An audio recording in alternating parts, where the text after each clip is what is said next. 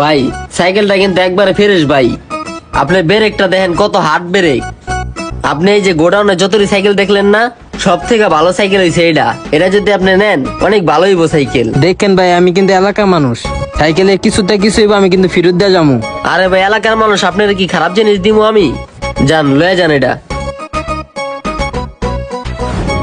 সাইকেলটা বেচা দিলাম, আপনি আমগরে 100 টাকা করে দিলেন, আরো বেশি দেওয়ার দরকার আছিল। 100 টাকা দিছি, কম হয়ে গেছে। বেশি দিমু কি কারণে? ওই যে সাইকেল বেচা দিছি।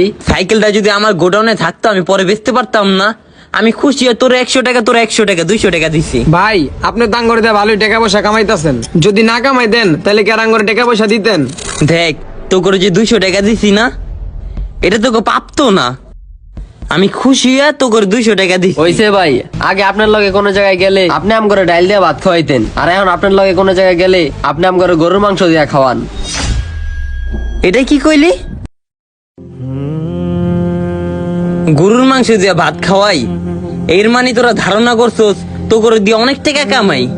দেখ, ব্যাপারটা এমন না, ব্যাপারটা এমন, তো করে আমি ভালোবাসি দেখা তো করে আমি খাওয়াইতাম, আর যদি ভালো না বাসতাম তো করে ডাল দিয়ে ভাত খাওয়াইতাম।